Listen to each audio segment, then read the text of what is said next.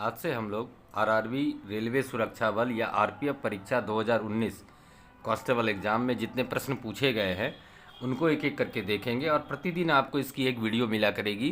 तो शाम के 5:30 बजे आपको ये प्रतिदिन वीडियो मिला करेगी, तो ज़रूर इस वीडियो को देखेंगे। आपके काम की वीडियो होगी। आपके आगामी जो प्रतियोगिता परीक्षा होने वाली है RRB NTPC, RRB group D या RPF railway exam constable exam, उसके लिए काफ़ी महत्वपूर्ण है। तो चलिए वीडियो को स्टार्ट करते हैं।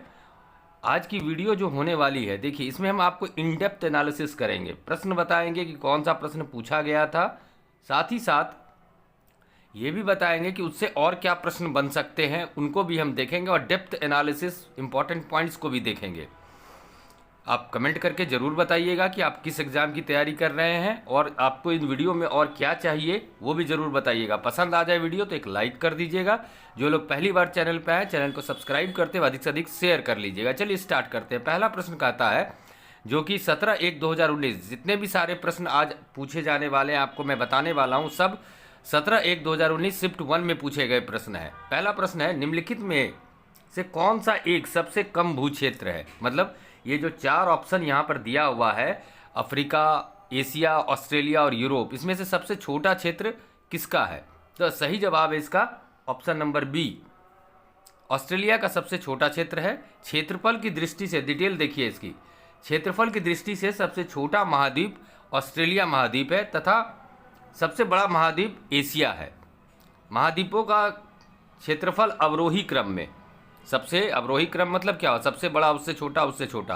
तो पहले नंबर पर एशिया है, दूसरे नंबर पर अफ्रीका है, तीसरे नंबर पर उत्तरी अमेरिका, फिर दक्षिण अमेरिका, अंटार्कटिका, यूरोप और ऑस्ट्रेलिया, ये क्रम है। इसको आप याद रखेंगे। आप यहाँ पर ये भी देखिए, कई बार प्रश्न पूछा जाता है जनसंख्या के आधार पर, तो उसका भी अवरोही क्रम देखिए। जनसंख्या के आधार पर भी एशिया नंबर 1 पर है, फिर अफ्रीका है, फिर यूरोप है, फिर उत्तरी अमेरिका, फिर दक्षिणी अमेरिका और ऑस्ट्रेलिया सबसे नीचे है। अगला प्रश्न जो पूछा गया था 2019 में, आरपीएफ 17/1/2019 को, भाषण और अभिव्यक्ति की स्वतंत्रता किस मौलिक अधिकार के अंतर्गत आती है? तो भाषण और अभिव्यक्ति की स्वतंत्रता का अधिकार जो मौलिक अधिकार है उसके अंतर्गत आता है। ऑप्शन नंबर सी इसका सही जवाब हो जाएगा। अब डिटेल एनालिसिस इसका देखते हैं। तो डिटेल कहता है कि भाषण और अभिव्यक्ति की स्वतंत्रता संविधान के अनुच्छेद 19 के तहत अभिव्यक्ति की आज़ादी के अंतर्गत आते हैं। अनुच्छेद 14 से 18 समानता का अधिकार है, ये भी आप याद रखिएगा। अनुच्छेद 25 से 28 धार्मिक स्वतंत्रता का अधिकार देता है। अनुच्छेद 32 संवैधानिक उपचारों का अधिकार देता है, ये भी इम्पॉर्टेंट अनुच्छेद है, इसे भी आप याद रखिएगा।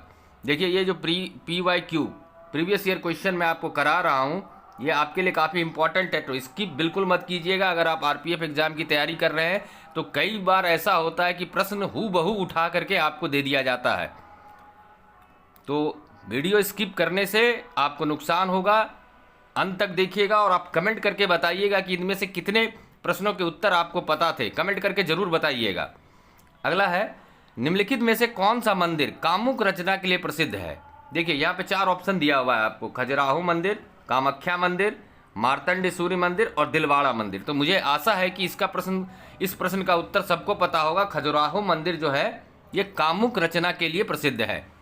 डिटेल में चलिए अब इसका, ये खजुराहो मंदिर जो है ये नागर शैली में निर्मित है, अपने कामुक चित्रों के कारण विश्व प्रसिद्ध है। यह मध्य प्रदेश के छतरपुर जिले में स्थित है। ये सारे इंपॉर्टेंट पॉइंट है, आप चाहे तो इसे नोट कर सकते हैं वीडियो को पॉज करके। इस मंदिर का निर्माण चंदेल वंश के शासकों द्वारा 950 से 1050 ईस्वी के मध्य की गई थी। यह मंदिर भारतीय स्थापत्य कला के महत्वपूर्ण नमूनों में से एक है। ये सारे इंपॉर्टेंट पॉइंट हैं खजुराहो मंदिर से, आप चाहे तो इसे नोट कर लें। और अगर आपको पीडीएफ चाहिए तो आप हमारे व्हाट्सएप टेलीग्राम चैनल को ज्वाइन कीजिए, लिंक मैंने डिस्क्रिप्शन में दे दिया है। 4 नंबर का प्रश्न जो आरपीएफ एग्जाम 17/1/2019 को शिफ्ट 1 में पूछा गया था, यदि तरल माध्यम में केवल पानी है तो मिश्रण को डैश कहा जाता है? क्या कहा जाता है? ऑप्शन दिया हुआ है, तो सही जवाब है इसका ऑप्शन नंबर डी में समपार्श्विक मिश्रण कहा जाता है। अब इसको डिटेल देखिए कि समपार्श्विक मिश्रण किसे कहा जाता है। समपार्श्विक या समांगी मिश्रण, इसका एक और नाम है समांगी मिश्रण। ऐसे मिश्रण के किसी भी भाग का संगठन उसके किसी भी दूसरे भाग के संगठन के समान होता है, जिसके अवयवी कणों को अलग अलग नहीं देखा जा सकता है। जैसे जल में नमक का विलयन। आप सिंपल सा उदाहरण देखिए कि पानी में अगर आप चीनी को घोलते हैं या नमक को घोलते हैं तो उसमें से जो घटक हैं वो आपको दिखाई नहीं देते हैं। लेकिन एक मिश्रण ऐसा भी होता है जैसे पानी में बालू का मिश्रण, इसे अगर आप मिक्स करेंगे तो इसमें बालू और पानी दोनों आपको अलग अलग दिखाई देंगे। तो ऐसे मिश्रण को समांगी मिश्रण नहीं कहेंगे, विसमांगी मिश्रण कहेंगे। पानी और तेल का भी मिश्रण हो सकता है। तो उम्मीद करता हूँ आपको समझ में आ गई होगी। चलिए अब अगले प्रश्न को देखते हैं जो कि 17/1/2019 को पूछा गया था। 5 नंबर का प्रश्न है, भारत का अधिकांश भाग किस मिट्टी से ढका हुआ है? मतलब भारत के क्षेत्रफल में जो मिट्टी की प्रकृति है वो किस प्रकार की है, ये प्रश्न पूछा गया है। तो सही जवाब इसका ऑप्शन नंबर ए, भारत में अधिकांशतः जलोढ़ मिट्टी पाई जाती है। ऑप्शन नंबर ए इसका सही जवाब है। डिटेल देखिए, भारत के अधिकांश भाग में जलोढ़ मिट्टी पाई जाती है। यह अत्यंत उपजाऊ है। इसे जलोढ़ या कछारी मिट्टी भी कहा जाता है। यह भारत के लगभग 43% भाग पर पाई जाती है। यह मिट्टी सतलुज, गंगा, यमुना, घाघरा, गंडक, ब्रह्मपुत्र एवं इसकी सहायक नदियों द्वारा लाई जाती है। इस मिट्टी में कंकड़ नहीं पाए जाते हैं, यह एक महत्वपूर्ण पॉइंट है। फिर 6 नंबर का प्रश्न पूछा गया था 17/1/2019 को, जो आरपीएफ एग्जाम शिफ्ट 1 का पेपर था। निम्नलिखित में से कौन सा विकल्प कबड्डी खेल से संबंधित है?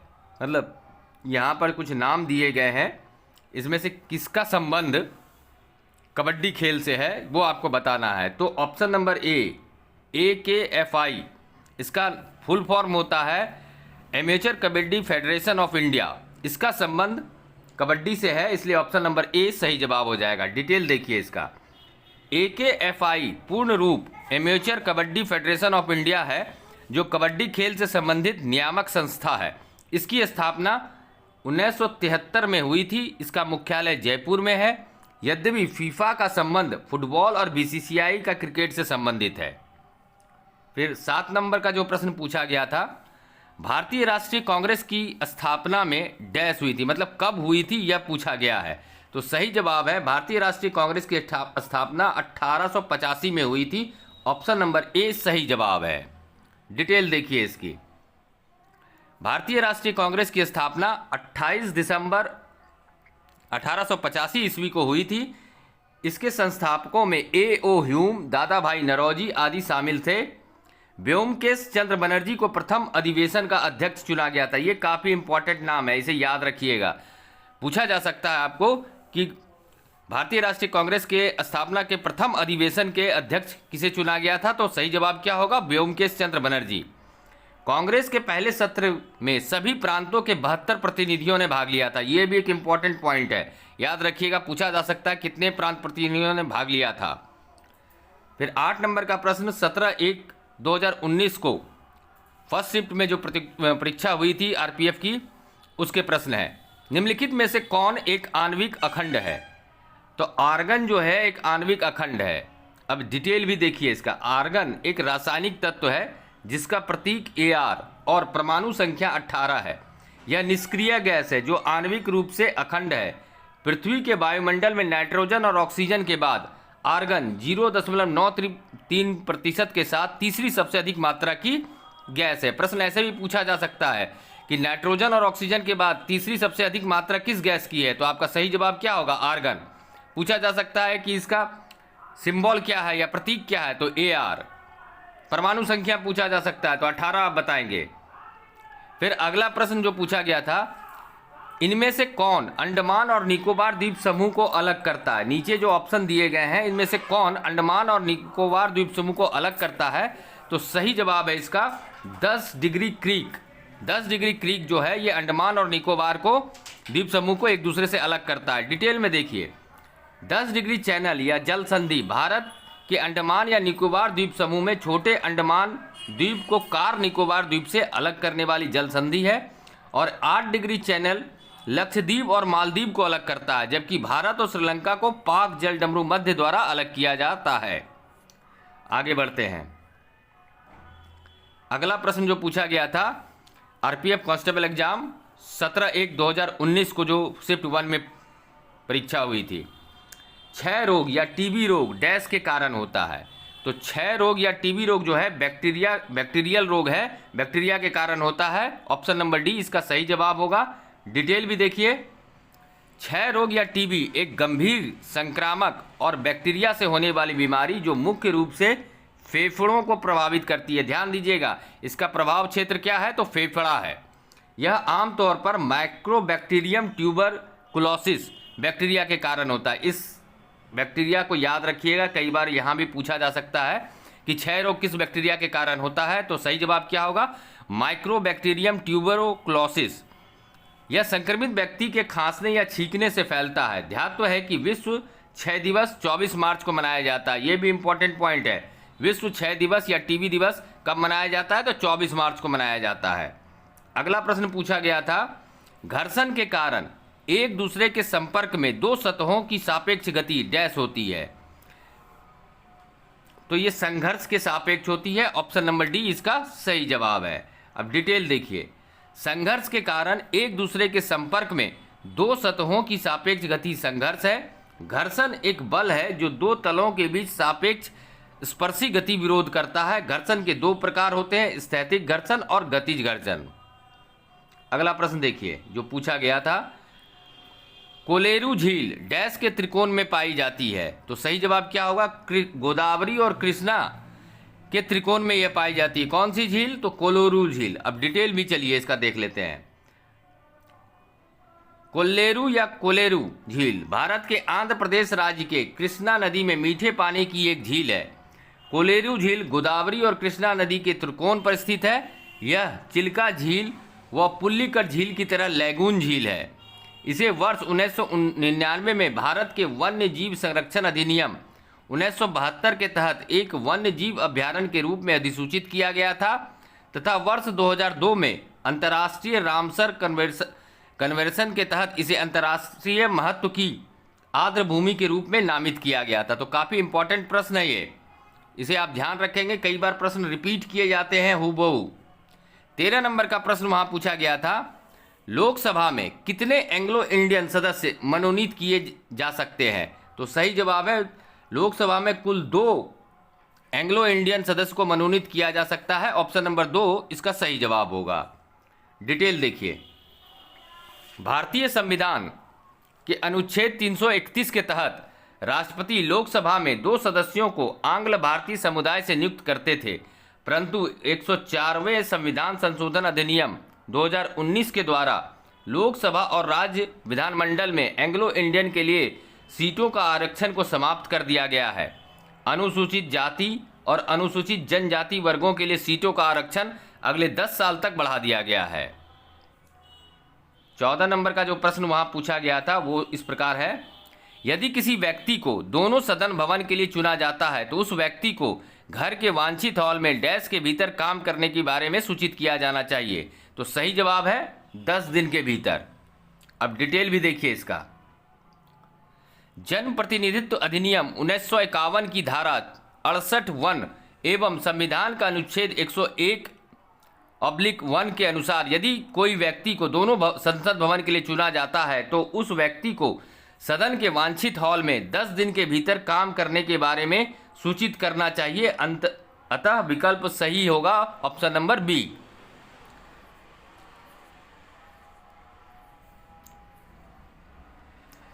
पंद्रह नंबर का जो प्रश्न पूछा गया था वो था, कोशिका के नाभिक का आविष्कार किसने किया था। तो कोशिका के नाभिक का आविष्कार रॉबर्ट ब्राउन ने किया था। ऑप्शन नंबर डी सही जवाब है। अब डिटेल भी देखिए, कोशिका के नाभिक की खोज स्कॉटिश वनस्पति शास्त्री रॉबर्ट ब्राउन ने की थी, जबकि रॉबर्ट हुक ने वर्ष 1665 ईस्वी में कोशिका, अलेक्जेंडर फ्लेमिंग ने पेनिसिलिन एवं एंथोनी वॉन लीवेनहॉक ने प्रोटिस्ट एवं बैक्टीरिया की खोज की थी। फिर अगला प्रश्न था उस 17/1/2019 शिफ्ट 1 आरपीएफ कांस्टेबल एग्जाम का, अशोक स्तंभ कहाँ स्थित है। तो अशोक स्तंभ सारनाथ में स्थित है। ऑप्शन नंबर बी सही जवाब है। डिटेल भी देखते चलते हैं साथ में, अशोक स्तंभ वाराणसी सारनाथ में स्थित है। अशोक स्तंभ का निर्माण सम्राट अशोक ने लगभग 250 ईसा वर्ष पूर्व में करवाया था। इसमें 4 शेर चारों दिशाओं की ओर मुंह किए हुए हैं। अशोक स्तंभ भारत सरकार का राष्ट्रीय प्रतीक भी है। यह चक्र धर्म चक्र का प्रतीक है। दोस्तों, उम्मीद करता हूँ वीडियो आपको पसंद आ रही होगी।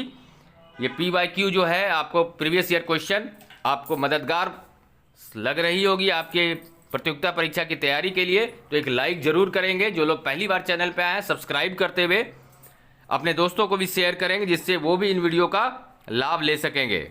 चलिए आगे बढ़ते हैं। 17 नंबर का प्रश्न पूछा गया था, निम्नलिखित में से कौन एक लकड़ी की लुगदी पर रासायनिक प्रक्रियाओं द्वारा बनाया गया फाइबर है? तो रेयॉन एक ऐसा फाइबर है जो लकड़ी की लुगदी पर रासायनिक प्रक्रियाओं द्वारा बनाया गया फाइबर है। ऑप्शन नंबर डी सही जवाब है। डिटेल भी थोड़ा सा देख लेते हैं। रेयॉन पुनर्जीवित सेल्यूलोज से निर्मित एक तंतु है, क्योंकि इसका उत्पादन प्राकृतिक रूप से मिलने वाले बहुलकों से किया जाता है। यह एक अर्ध कृत्रिम तंतु है। कपड़ा उद्योग में इसे कृत्रिम रेशम के नाम से जाना जाता है। रेयॉन लकड़ी की लुगदी पर रासायनिक प्रतिक्रियाओं द्वारा बनाया गया फाइबर है। इसमें मिश्रित कपड़ा तैयार किया जाता है। 18 नंबर का प्रश्न पूछा गया था 2019 में आरपीएफ कांस्टेबल एग्जाम शिफ्ट 1 में। रियो पैरा ओलंपिक 2016 में पहली भारतीय महिला पैरा ओलंपिक पदक की विजेता दीपा मलिक ने कौन सा पदक जीता? तो दीपा मलिक ने रजत पदक जीता था। ऑप्शन नंबर बी इसका सही जवाब है। डिटेल देखिए। रियो पैरा ओलंपिक 2016 में पहली भारतीय महिला पैरा ओलंपिक पदक की विजेता दीपा मलिक ने रजत पदक जीता। Deepa Malik shot put, javelin throw के साथ साथ तैराकी एवं मोटर रेसलिंग से जुड़ी एक दिव्यांग खिलाड़ी हैं। यह सोनीपत हरियाणा से संबंध रखती हैं। 19 नंबर का प्रश्न था, दक्षिण भारतीय मंदिरों के प्रवेश द्वार को डैश कहा जाता है? तो दक्षिण भारतीय मंदिरों के प्रवेश द्वार को गोपुर कहा जाता है। ऑप्शन नंबर ए सही जवाब होगा। डिटेल देखिए। दक्षिण भारतीय मंदिर में प्रवेश द्वार को गोपुरम कहा जाता है। गोपुरम गोपुर एक स्मारकीय अट्टालिका होती है। यह प्रायः शिल्प से सज्जित एवं दक्षिण भारत के मंदिरों के द्वार पर स्थित होती है। यह हिंदू मंदिरों के स्थापत्य का प्रमुख अंग है। यह ऊपर क्रीट कलश से शोभायमान होता है। 20 नंबर का प्रश्न जो पूछा गया था वो देखिए इस प्रकार से है, भविष्य की पीढ़ियों को जरूरतों को पूरा करने की क्षमता को धक्का दी।